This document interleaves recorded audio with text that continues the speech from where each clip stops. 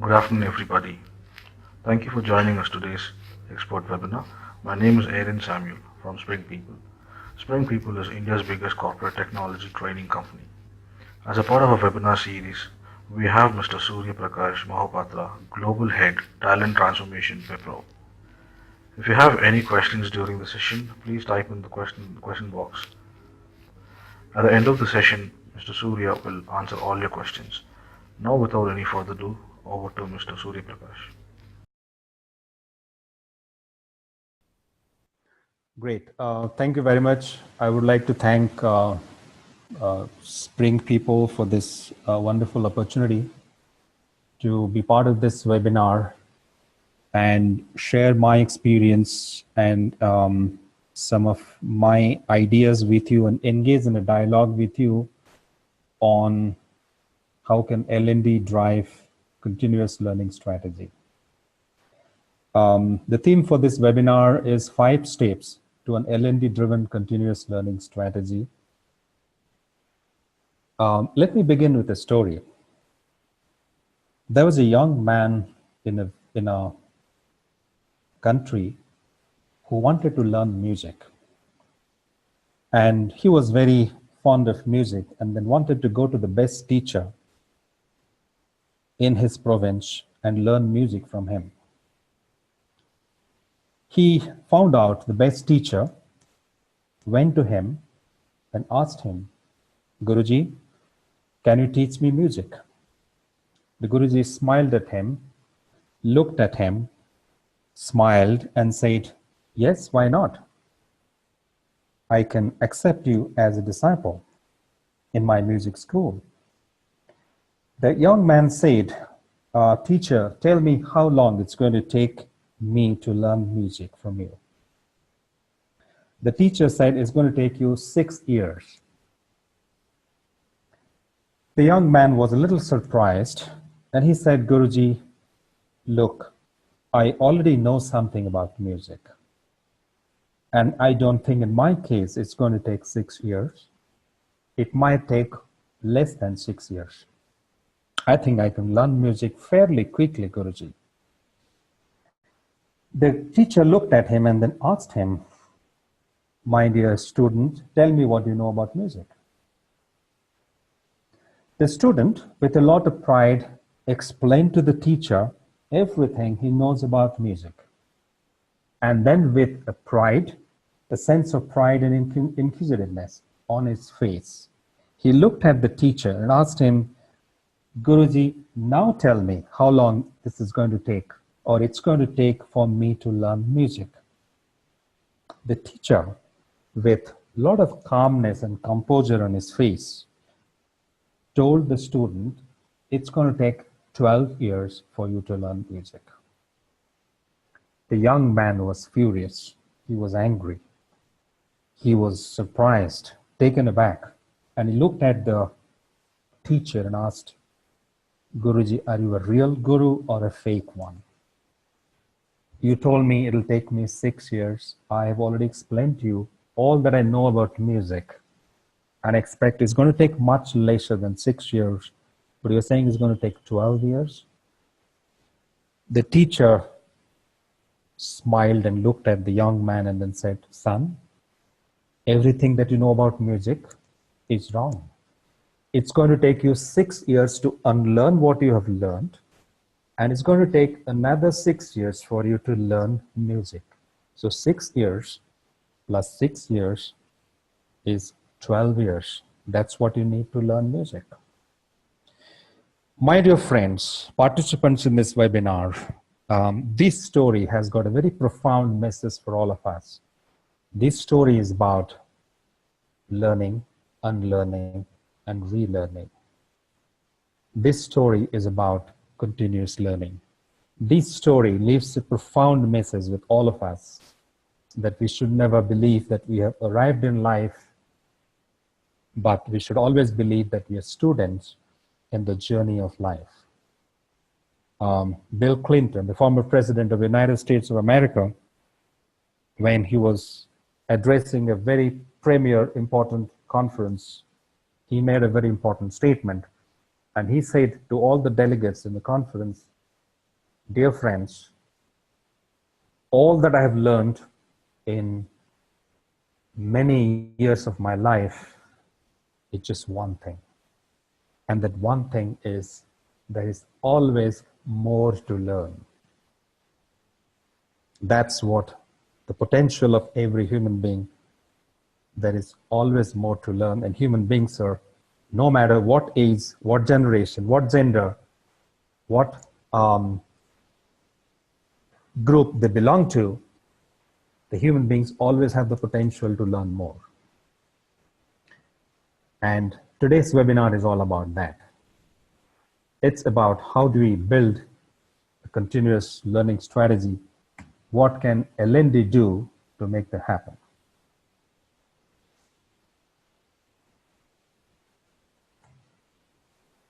Before we talk a little bit more about it, ladies and gentlemen, let's talk about what's happening all around us. Let's talk about the characteristics of our times. The times that we live in today, the only thing that's constant is change. We know that only thing that's constant, that can happen, that keeps happening all the time is change. The future is unknown, probably to a large extent cannot be predicted. There are ambiguities, complexities all around us. We are not able to decide what's the right thing to do, to be or not to be, what's going to be the repercussion of my action. There are ambiguities, the complexities all around us. And knowledge is fast becoming obsolete. The knowledge that we acquired yesterday, the knowledge that we acquired in the universities that we studied in, and the knowledge that we use in our job today are very different. The knowledge that we require 10 years from now, or maybe even 5 years from now, does not even exist today. That knowledge is going to evolve over the next 5 years. These are the characteristics of our time. And let's look at the industry and especially the workforce, the people in organizations who are the key components of an organization, the human capital as we call them.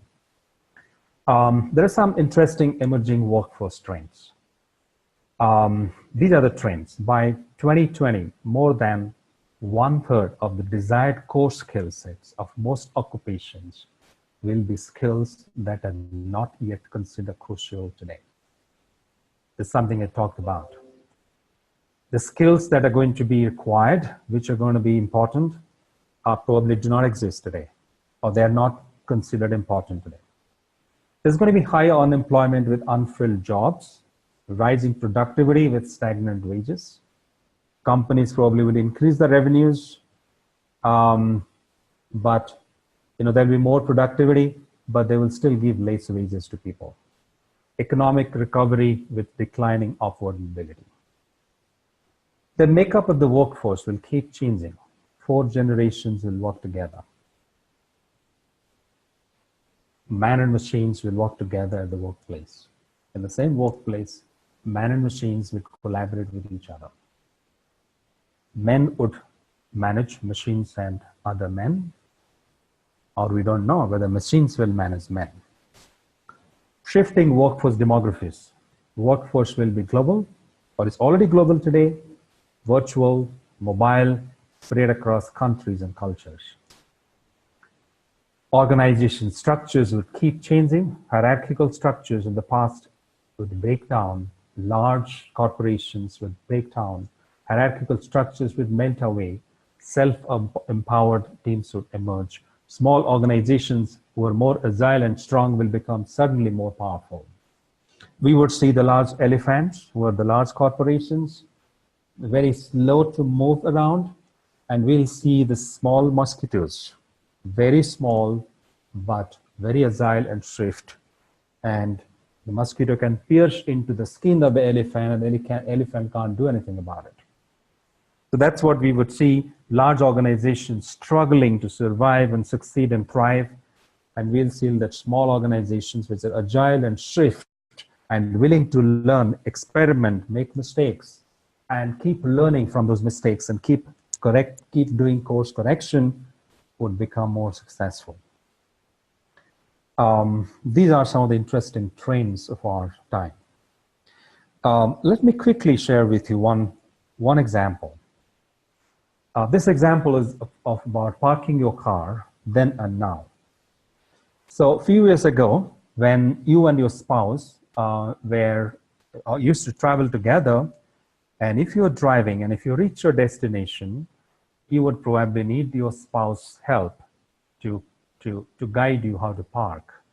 Your spouse probably would get down if you're still at the driver's seat, and the spouse would tell you, go to the left, turn right, turn left again. Oh, you're going to hit the pillar, go back and start all over again. That's how the spouse would help you, you, the driver. Now things have changed. How do you park today? Today you have cars which have got cameras with sensor fitted, and there's sensors and camera will exactly tell you precisely how many millicentimeters you are away from the pillar and how can you really park your car precisely, flawlessly, without any challenge, because now the machine has taken over the role of your spouse as a subject matter expert, helping you park the car.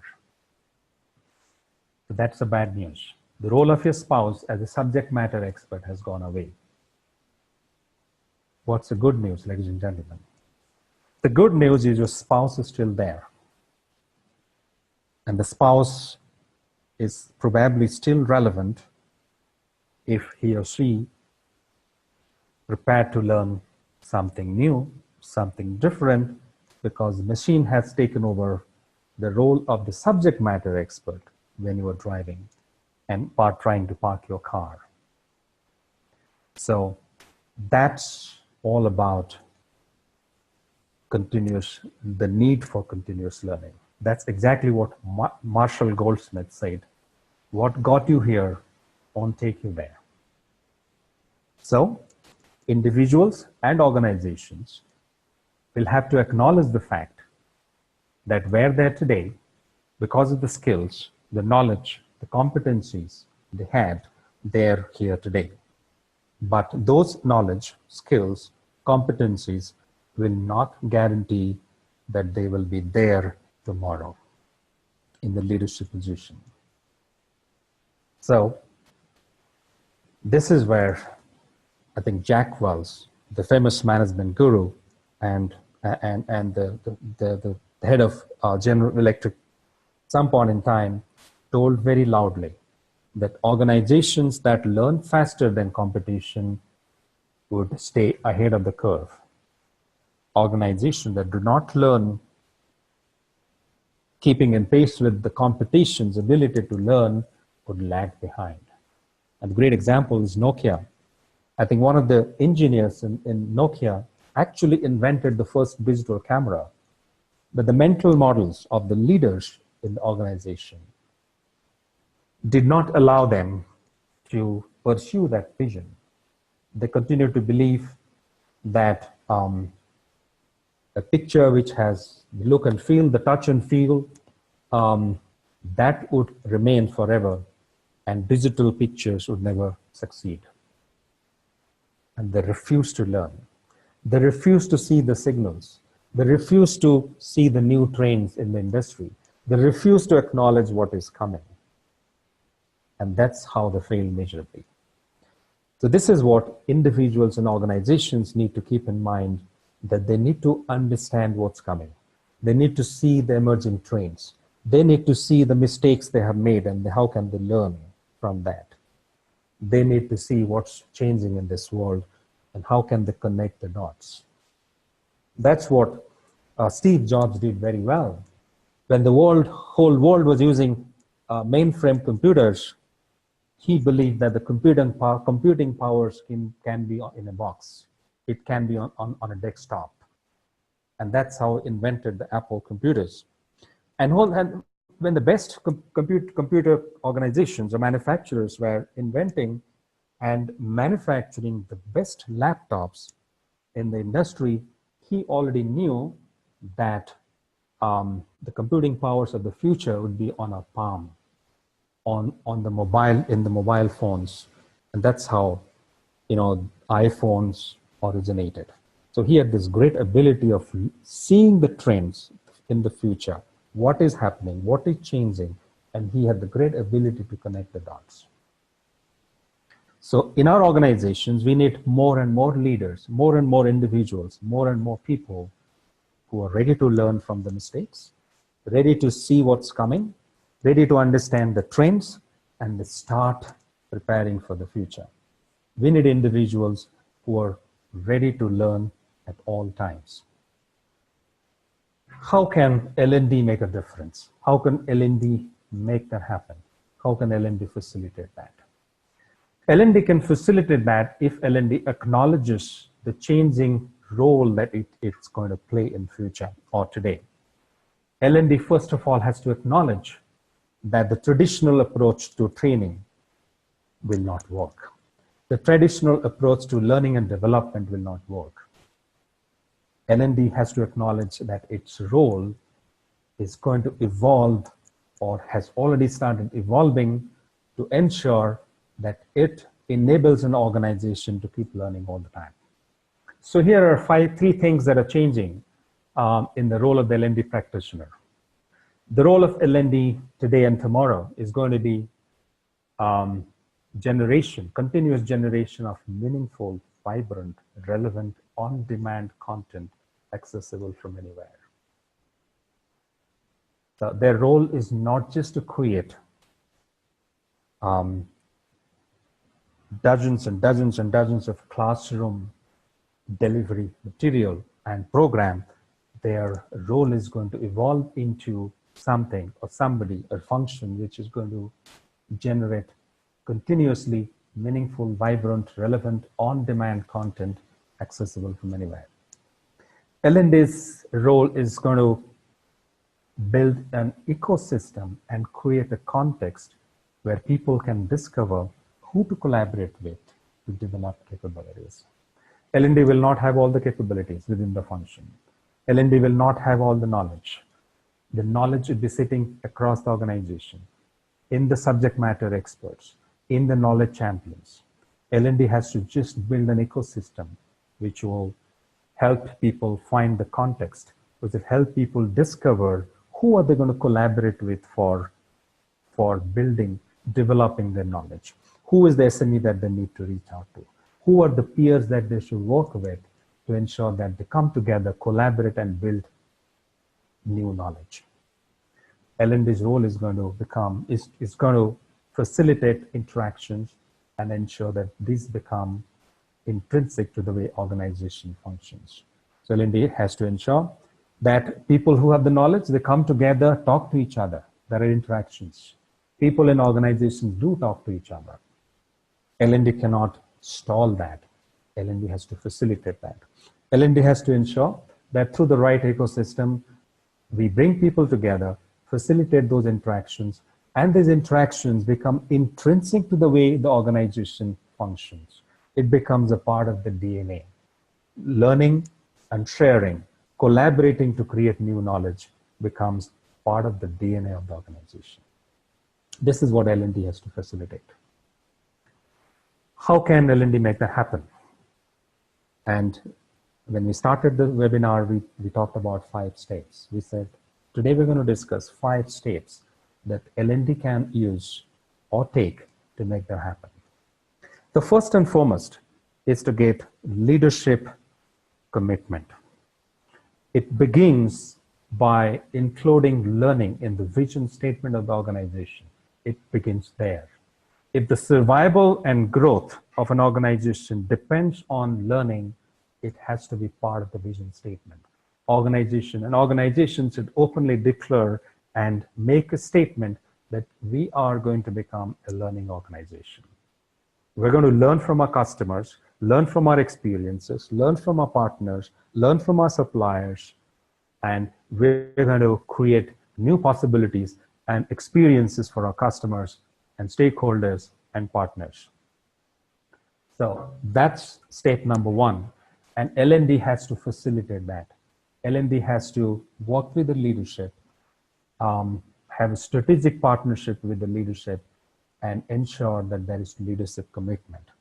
There is something which is becoming very popular these days, which is called manager as a teacher. So it begins a learning organization. Stepping stone is when the leadership is committed to learning, when the leadership is committed to drive learning in the organization. And L&D has to ensure that that commitment is obtained. And when the CEO of the organization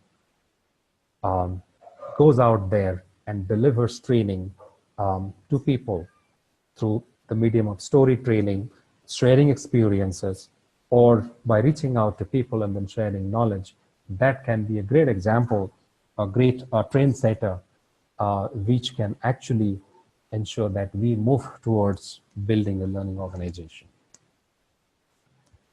Step two is to build learning habits in people, and that's the most important one. While people understand the relevance of learning, many do not understand, many people really do not get into the groove of learning. They really do not develop learning habits.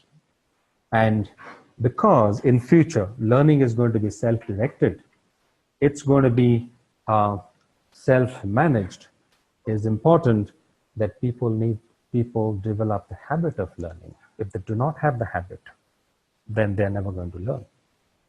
And what role L&D can play? Let me share an example. Many of us would have flown an aircraft from one part of the country to another, or from one part of the world to another part. And on several occasions, you may have been seated next to an emergency exit. And when you are next to an emergency exit, the air hostess comes to you and tells you how to operate the emergency exit at the time of an emergency.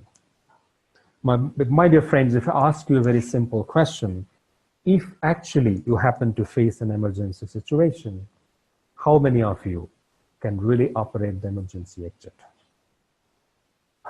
I think my experiences or my conversations with people says that there are very few people who can actually operate an emergency exit. So, and why does that happen? The air hostess comes to you, explains how to operate the emergency exit, and why can't we do that at the time of need? This tells us about a fundamental principle of learning. That principle is people want to learn. People learn only when they want to learn. If they don't want to learn, no matter whatever we do, they will never learn. So how can we really make that happen? How can we make people want to learn? That's the most important thing. That's the most important thing. And if you get the clue of doing that, actually that begins the first step towards building learning habits in people. And that becomes the way how we can actually build learning habits. Now, what's the next step? Help people unlearn. We talked about it when we started. And I shared the story of this young man who went to the musician to learn music. And the musician told him, the teacher told him that you will need 6 years to unlearn and another 6 years to learn music. And the young man was not happy. And that's the scenario in organizations. Our people in organizations come with, I know it all attitude. And the most difficult, learning a new thing is always easy, but unlearning is the most difficult part. That's what happened to Nokia, as we said some time back. The organization, the leadership refused to unlearn and learn something new. Refused to unlearn the mental models, the beliefs, the theories, the concepts, the ideas they had. They refused to unlearn. They refused to accept new learning. Because new learning cannot happen unless and until we unlearn. L&D as an organization has to ensure that we help people unlearn. That's extremely important. Through creation of experiences, interactions, which will help people collectively challenge their collective beliefs and which will help individuals challenge their individual beliefs. And that's possible when we create new experiences for people. So that's step number 3 for L&D, to help people in the organization unlearn. Now let's look at the next one. Step number 4 is about building learning communities. So we need to build communities in organizations. Communities do exist. There are social communities, there are welfare communities, there are different communities. How about creating learning communities? Communities of practice, communities of expert who can come together, help each other, create new knowledge, co-create new body of knowledge, make people and organization enriched with more knowledge, help organizations build their organizational capability. So building communities of practice in organizations, which used to be a great practice in the manufacturing era when we had quality circles, etc. Today, the new industry in the fourth industrial revolution actually can build learning communities. And that's possible when we create the right ecosystem where people can freely, seamlessly, in a non-threatening environment, reach out to each other for new knowledge, share new knowledge, without any fear, without any anxiety, without any stress. L&D has to make that happen. And today, global organizations which are spread across the globe can have virtual communities which are again spread across the globe. That's where L&D plays an important role.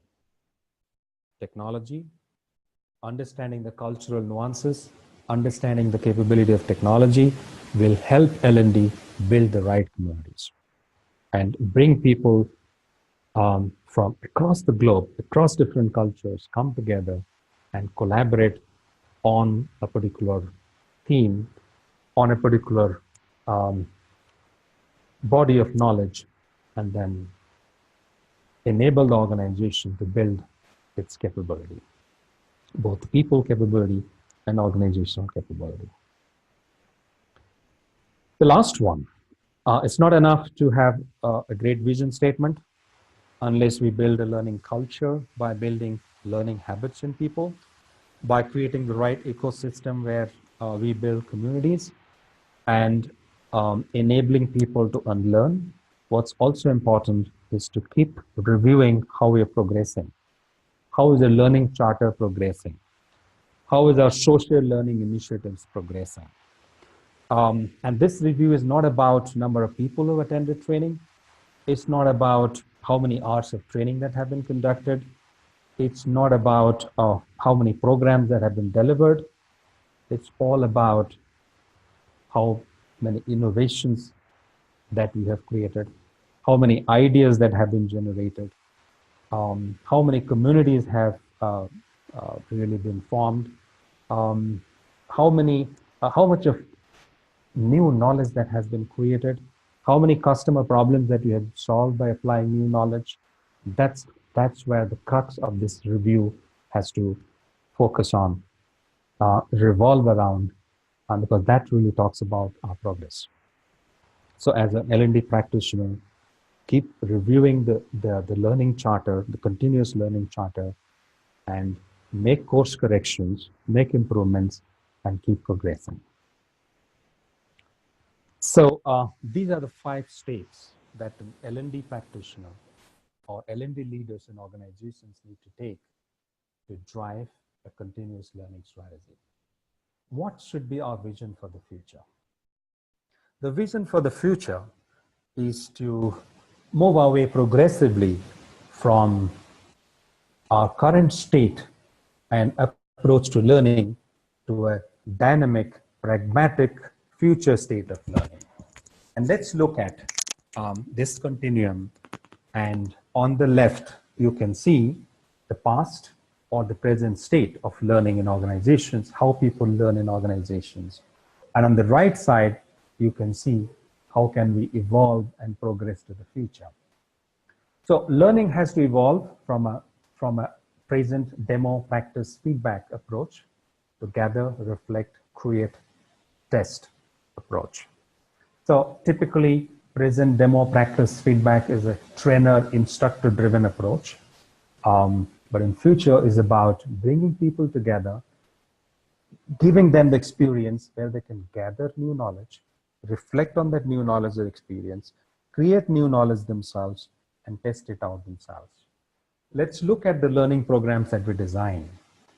It's more present, demo, practice, feedback based, or it's more oriented towards enabling people to gather, reflect, create, and test. Our learning for the future has to be learner-centric and not content-centric.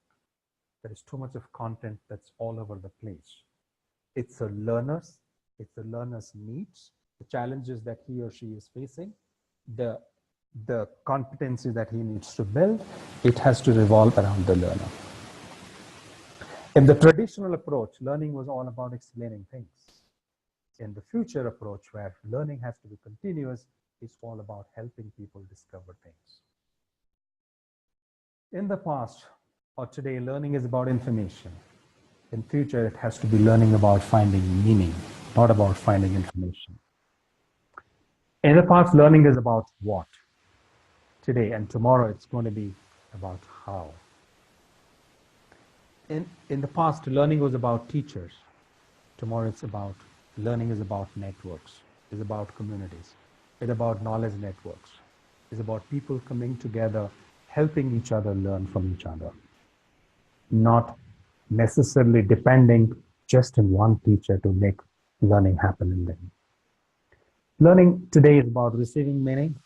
Learning tomorrow is about creating and co-creating meaning. And when new learning is created by the learners themselves, they are the most likely to apply that new knowledge. Learning today is about defined content. Tomorrow it's going to be about dynamic content. Learning today begins with what we know. Tomorrow is going to start with what they know, what the students know, what the employees know, not about what the trainer knows. Yesterday and today it was about training. Tomorrow it's going to be about learning. Today is about information silos, learning residing within functions, within teams, within groups of people.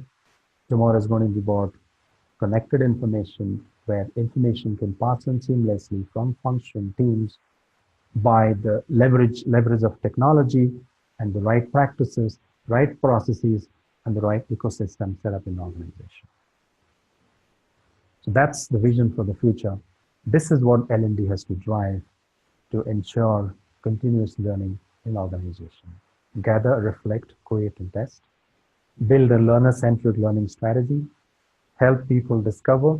Help people find meaning. Help people find out the how. Build learning networks in organizations. Help people create meaning, not just receive meaning. Create an ecosystem where people can create content on the go and then pass on to each other. Start with what your people know. Shift from training to learning and create an ecosystem where information does not exist in silos. It's there all over the place and it's connected. People across groups, functions, teams have access to information seamlessly on demand and find meaning out of it.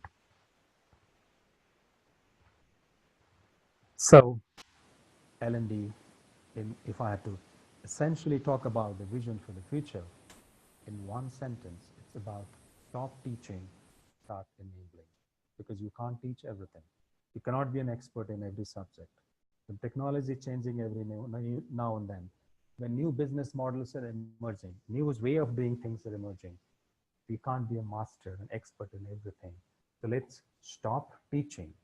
Let's start enabling people to become the master of their learning, create their own learning, become the navigator of the ship, and then come together to create and build a learning organization. So, ladies and gentlemen, it's time for Q&A.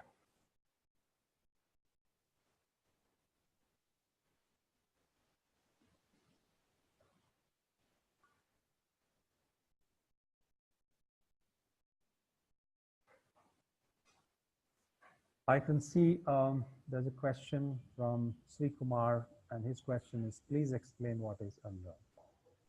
Does that mean forgetting the last knowledge or developing attitude to adopt new knowledge? That's a great question. So unlearning is about your mental models, your beliefs, your hypothesis, your ideas about certain things, practices, etc. Unlearning is about challenging all of that. And this does not necessarily mean that you have to give up everything, all the hypotheses that you have built, all the beliefs that you have over the years, but it's all about questioning them and challenging them. And it's about looking at all your beliefs and ideas and concepts and mental models in the context of where we live today, in the organizations, industries, and societies that we live today. What is changing? Thereby, how do I need to recalibrate, modify, change, and adapt some of my thoughts, ideas, and beliefs, and recalibrate them and determine whether do I need to continue to believe what I believe, or do I need to make some changes, adjustments, adapt some new ideas and new learning, and then try them out. That's what unlearning is all about. And that's the most difficult task, as I said some time ago. This is something which requires the ability to acknowledge the fact that I'm not necessarily always right. And the way we have done things in the past is always going to work in future, or what we knew or what we have tried in the past is the only effective way. So it begins with that. It begins with the acknowledgement of the fact that I need to relook at my beliefs and fundamental ideas and thought process and mental models and keep revising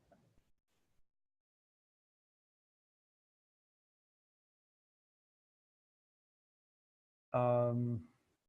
I think the next question, as I see,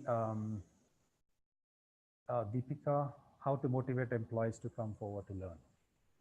Well, I think I talked about it. I gave the example of this air hostess coming to any one of us who have been seated next to an emergency exit, and she's so passionately explaining to me how do I operate an emergency exit, but I refuse to learn. So how do I really make people? How do I motivate people to learn? The only time people would learn, as I said, is only when they want to learn. So my job is to make people want to learn. So for me to do that, I need to understand what really makes people want to learn. What is their preferred learning style? Do they learn through games? Do they learn through activities? Do they learn by reading? Do they learn by collaborating? And we'll have to keep in mind that in an organization, there are going to be 4 different generations working together. Possibly, they may have different styles, different preferences. So there is no one style fits all. It's important for us to understand how millennials learn, how people from a particular culture learn, how people from a particular a background, how do they learn. And also, we cannot always generalize that every millennial is technology savvy, or every Gen X or baby boomer is not technologically savvy. That could probably be the wrong, biased approach that we might take, or generalization that we might make. So, Deepika, there's no direct answer to this question. It's all about digging deeper and finding out and understanding how people learn. What is the preferred learning style? What makes them want to learn? And then going back and designing learning programs which will really address this motivation of people. So if millennials, of youngsters, learn through games because they're hooked onto a smartphone or a tab all the time, and then they're probably very fond of playing games, etc., on the computer or on the smartphone, can some of these elements be brought into your learning content and design? fundamentally making people want to learn is the way forward. Rajesh, I think you have a couple of questions. As I see, your first question is, how do we calculate ROI for the folks who do not contribute to revenue? And how do we calculate the mandated training hours? Okay, I'm just trying to understand your question. So how do you calculate ROIs for the folks who do not contribute to revenue? So I'm assuming you're talking about people in the support functions who do not directly contribute to revenues. I'm making an assumption. Okay. All right. Okay, so I think in today's world, we do not have anybody, any role in the, ideally we should not have a role which do not make the contribution either to the top line or the bottom line in the organization. Yes, there may be functions which do not contribute to the top line, to the revenues, but every role in the organization has to contribute to the bottom line at least. But essentially, what really brings revenue to the organization? It's the products, services that we render or we provide. It's the experiences that we create for our customer. It's the solution that we provide to our customer. So the ROI is all about finding out how each role is contributing to that. So whether it's the role of a trainer or a quality expert or possibly a project manager or whoever who's working on different projects or product development or service portfolio, etc. How is their role either contributing to revenue generation, better CSAT, better quality of the products? Is the role really contributing in bringing significant savings to the organization? Are you really contributing to idea generation process? So we really have to figure out what are the different ways that we can measure contribution to revenue generation or operating margin or profits or customer experience, product development, idea generation, and so on. So revenue is not just the only parameter for ROI measurement. There are different other ways. Every person in the organization can contribute.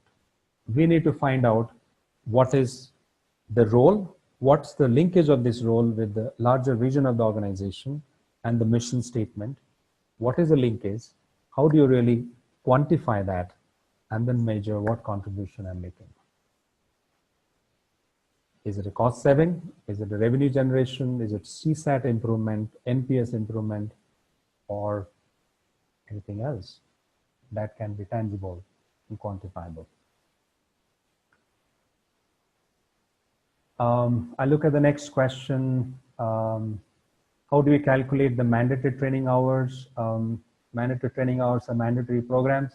Some programs are mandatory. Generally, I do not believe that. I believe that majority of programs in organizations should not be mandatory. Programs should be by choice. It should be linked to people's aspiration, career progression. Programs should be designed in a manner so that people aspire and show interest in going through these programs. The moment you make it a mandate, it becomes a tick box. But having said that, there is probably a need in organizations to develop certain programs, whether it is a standard of business conduct, a program around how to prevent harassment in organization, etc., are all about the policies and the procedures and the value system and the standards and ethics of the organization, which mandatorily needed to be passed on to every employee. So it's important because, well, if the cops are not there, many people don't wear the helmets. And that's why the cops are standing there to slap a penalty if they find somebody flouting the law. So so there are some programs which need to be mandated, but I believe there should not be more than 5 to 10% of all the programs that we try to drive in an organization. And such programs need to be definitely mandated, and the progress need to be tracked. People who are not completing them in time, we need to go back to them and tell them that you need to complete those programs.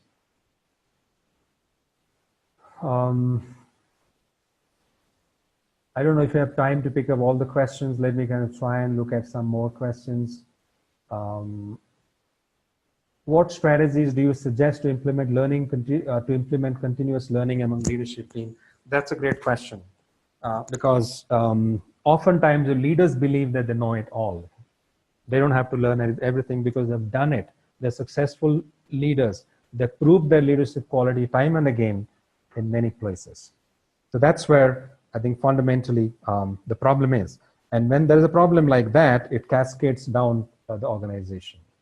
So it's important to promote continuous learning among leadership team. The start point would be to get the CEO on your side. The CEO of the organization has to believe that he or she has to learn. He or she has to keep challenging his or her beliefs and mental models and thought process. And if the topmost leader in the organization believes in that, then it becomes easier for other, and he leads by example by setting the right example, then other leaders will follow. The other strategy to do that would be kind of bringing people together, leaders together, and break down the silos. In large organizations, often it is seen senior leaders work in silos, they do not collaborate with each other. So by building those collaborative platforms, by creating those projects where a leader has to collaborate with another leader to make this program successful, will give an opportunity to the leader and exposure to other perspectives. The third strategy is reverse mentoring, which is very effectively used by some organizations. And they have adopted this policy as a best practice. So some organizations actually identify millennials as mentors to the CEO and the CXOs and the senior leaders in organization. They challenge the fundamental belief that you know it all. They said that the new generation is more agile, more technology savvy, they're more social media savvy. They bring in fresh new ideas. Why don't you have a millennial as your mentor? So reverse mentoring is being used as a good strategy in organization to ensure or implement continuous learning among leadership teams.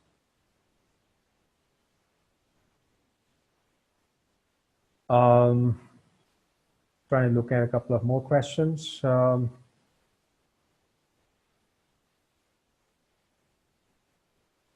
What is the ideal way of transitioning from set content to dynamic content without losing on your own credibility, as you may come across some difficult questions, which we as facilitators may not be able to answer immediately? So first of all, we'll have to drive a mindset that we are transitioning to an organization which is going to become agile, which is going to experiment, try, let people make mistakes and learn from those mistakes. It has to be driven top down.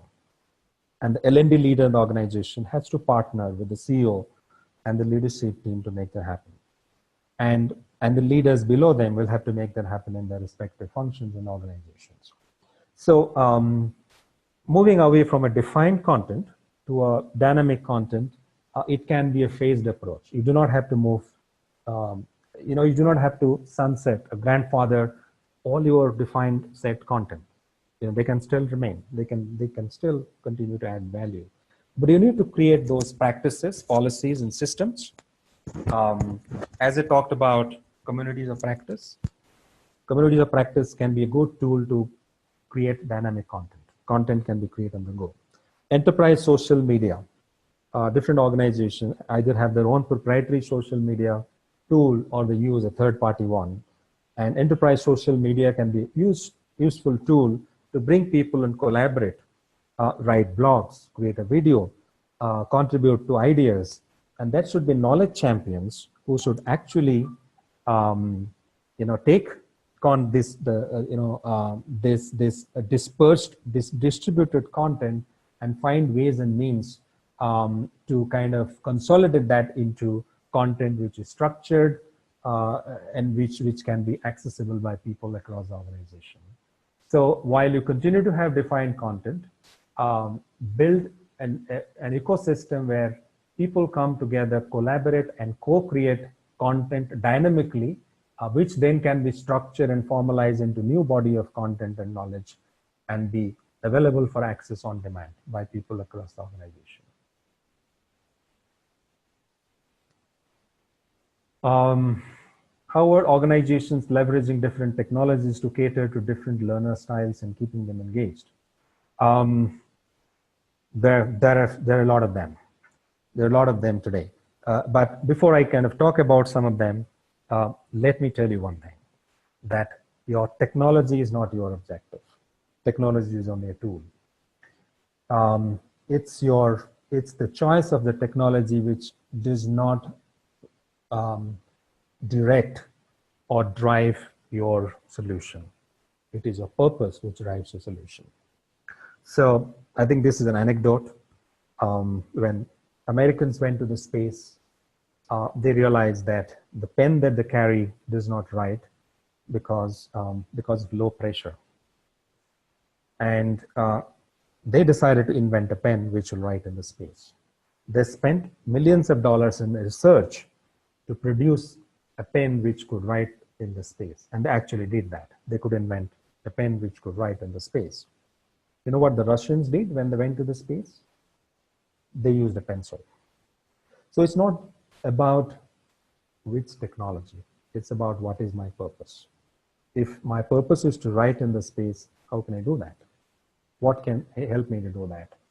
Can a pencil do that for me? Then why not?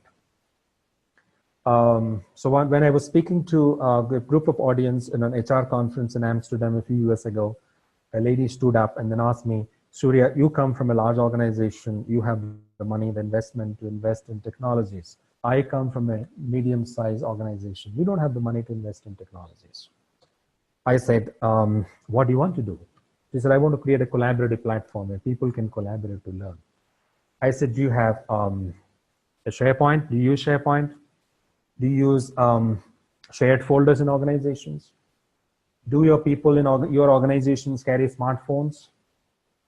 Can you encourage them to create videos and upload there? Can you create a blog site and ask people to write blogs? So if you really want to get people to collaborate, there are resources available all around you. You really don't have to invest in sophisticated technologies to drive collaboration. You can do that in simple ways. But having said that, organizations today are leveraging many technologies: mobile technology, mobility, social media, videos, and artificial intelligence, virtual reality, augmented reality. There are different technologies what organizations are using today to drive collaboration and to drive a culture and strategy of continuous learning. You just have to find out what is your purpose, what you want to do, and then choose the right technology from the gamut of technologies which are available, and then pick the right one and then use that.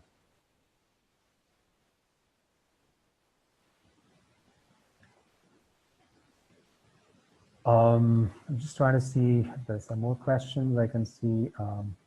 Oh, actually, I don't see any question now. Maybe they've all moved to the other section. What is the greatest barrier you have seen in your experience in creating a learning organization? Is people, a learner that shy away from learning, or is it the leadership? Well, there are quite a few of them. I think it's the leadership, and I think to me the biggest barrier is L&D itself.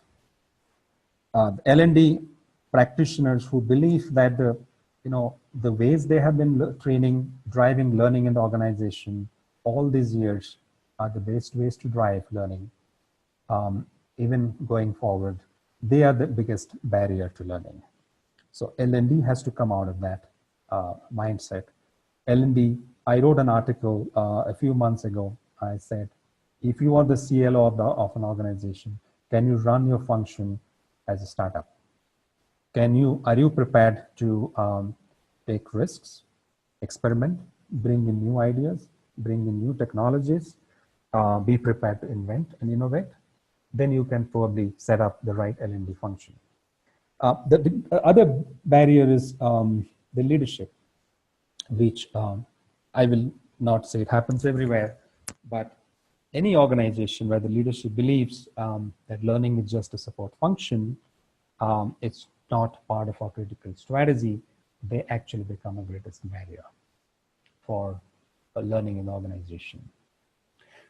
And I would say the attitude, the mindset, the mental blocks in people, and not adapting, not driving a pull-based learning culture in the organization, not creating content which is dynamic, which is interesting, which is relevant, which is meaningful, potentially can become barriers to learning in organizations.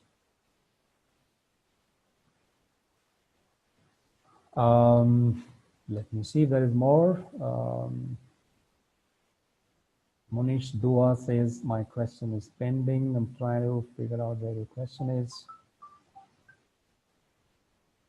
Maybe if you can type it again, I'm not able to trace it out.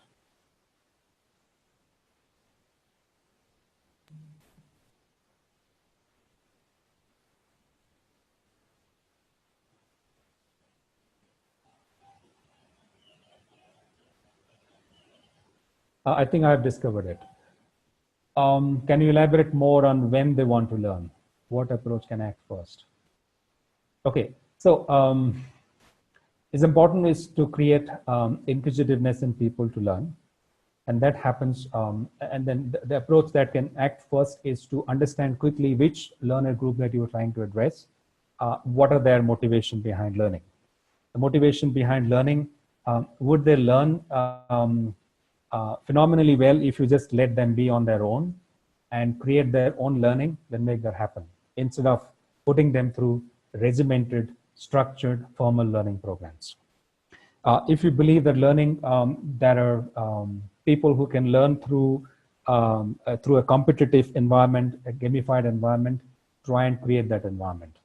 So if you ask me if there is one approach which will make people want to learn, no, there is no one approach. It varies from organization to organization, country to country, culture to culture, gender, age group, cultural background, whole lot of things. So as an L&D practitioner, you'll have to figure out what makes it happen and accordingly, act accordingly. Great. I think that brings us to the end of most of the questions. And I would like to thank People Spring once again for putting together this wonderful platform. Mr. Surya, sorry for interrupting. There is a question from Mr. Prabal. He couldn't put it on Q&A. I just put it on chat for you. Okay, let me just look at it. Yeah.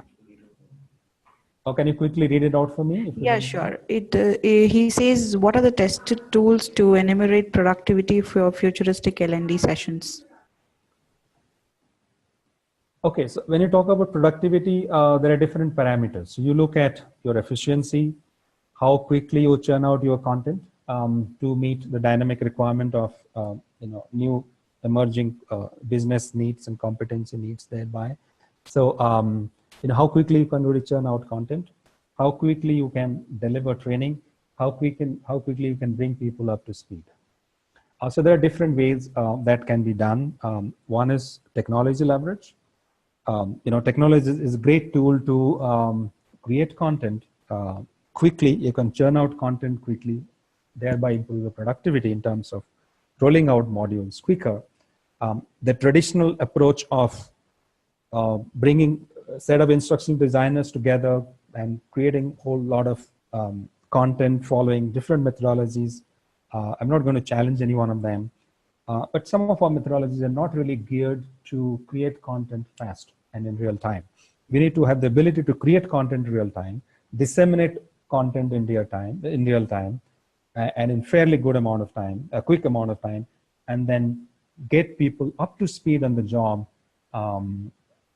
in quick time again, because being quick is the mantra today. So technology is big lever, is a big tool. Community of practice, where you give the freedom to people where they can create their own content, create a healthy competitive environment where people can come together and in real time create content and contribute to that, and also get people to solve problems. Thereby, they not only learn how to solve problems, they also create a new body of knowledge which becomes practice for others to kind of pick up that. The most important thing, which will ensure productivity and will ensure that we do not repeat mistakes, is every time we complete a project or an assignment or an initiative, we go back and fundamentally ask ourselves and document the answers to 4 questions. What we wanted to do, what we actually did, what was the gap, how can we ensure that we do it well next time. If this is documented at the end of every project, every initiative, it is captured, documented, available and accessible to people who want to run similar projects and programs or initiatives, it will actually prevent them from repeating the mistakes that you made, which will drive productivity of learning. What we wanted to do, what we actually did, what was the gap, how can we ensure that in future we do it better. Thank you. Great. Thank you, everyone. We appreciate you being here. The recordings will be shared tomorrow. Please visit springpeople.com for upcoming webinars, conclaves. Thank you, everybody. See you next time.